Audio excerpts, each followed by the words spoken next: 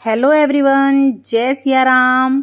आप सभी लोगों को दीपावली की हार्दिक शुभकामनाएं। माता लक्ष्मी की कृपा आप पर बरसे, आपके घर में अन्न धन की बरकत हो।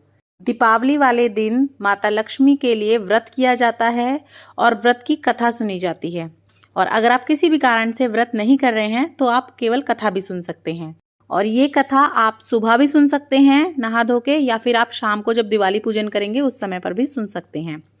तो देखिए, हाथ में सबसे पहले आप कुछ दाने ले लीजिएगा। चावल के ले सकते हैं, खील के ले सकते हैं, या कुछ फूल ले लीजिएगा, क्योंकि खाली हाथ कभी भी कोई कथा नहीं सुनी जाती। एक लोटा जल ले लीजिएगा। तो चलिए कथा को शुरू कर लेते हैं। बोलिए लक्ष्मी माता की जय।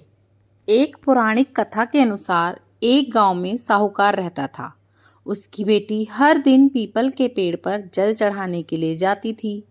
जिस पीपल के पेड़ पर वह जल चढ़ाती थी, उस पेड़ पर माँ लक्ष्मी का वास था।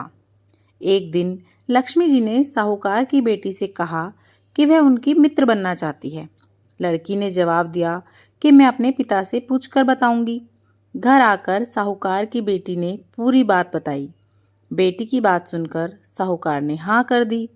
दूसरे दिन साहूकार की बेटी ने लक्ष्मी जी को सहेली बना लिया। एक दिन लक्ष्मी जी ने लड़की को खाने का न्योता दिया।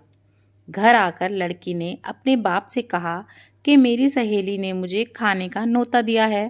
तब बाप ने कहा कि सहेली के घर जीमने जाइयो, पर घर को संभाल कर जाना।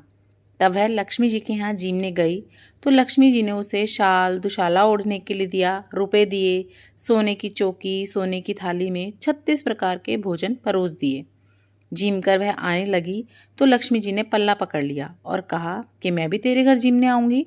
तो उसने कहा आ जाना। वह घर जाकर चुपचाप बैठ गई। तब पिताजी ने पूछा कि बेटी, सहेली के यहाँ जीम कर आ गई हो तो इतनी उदास क्यों बैठी हो? तो उसने कहा, पिताजी, मेरे को लक्ष्मी जी ने इतना दिया, अनेक प्रकार के भोजन कराए, परंतु मैं कैसे जिमाऊंगी? अपने घर में तो कुछ भी नहीं है। तब उसके पिता ने कहा कि गोबर मिट्टी से चौका लगाकर घर की सफाई कर ली। 4 मुख वाला दिया जलाकर लक्ष्मी जी का नाम लेकर रसोई में बैठ जाना। लड़की सफाई करके लड्डू लेकर बैठ गई। उसी समय एक रानी नहा रही थी। उसका नौलखा हार चील उठाकर ले गई और उसके घर वह नौलखा हार डाल गई और लड्डू ले गई। बाद में वह हार को तोड़कर बाजार में ले गई और सामान लाने लगी। तो सुनार ने पूछा कि क्या चाहिए? तब उसने कहा कि सोने की चौकी, सोने का थाल, शाल दुशाला दे दो, मोहर दे दो और सामग्री दे दो। 36 प्रकार का भोजन हो जाए, इतना सामान दे दो। सारी चीज़ें लेकर बहुत तैयारी करी और रसोई बनाई। तब गणेश जी से कहा कि लक्ष्मी जी को बुला लाओ। आगे आगे गणेश जी और पीछे पीछे लक्ष्मी आई। उसने फिर चौकी डाल दी और कहा, सहेली चौकी पर बैठ जा। तब लक्ष्मी जी ने कहा कि सहेली, चौकी पर तो राजा रानी के भी नहीं बैठी, किसी के भी नहीं बैठी। तो उसने कहा कि मेरे यहाँ तो बैठना पड़ेगा। फिर लक्ष्मी जी चौकी पर बैठ गई। तब उसने बहुत खातिर करी। जैसे लक्ष्मी ने करी थी वैसे ही उसने करी। लक्ष्मी जी उस पर खूब खुश हुई। घर में खूब रुपया, खूब लक्ष्मी हो गई। साहूकार की बेटी ने कहा, मैं अभी आ रही हूँ, तुम यहीं बैठी रहना। और वहाँ से चली गई। लक्ष्मी जी गई नहीं और चौकी पर बैठी रही।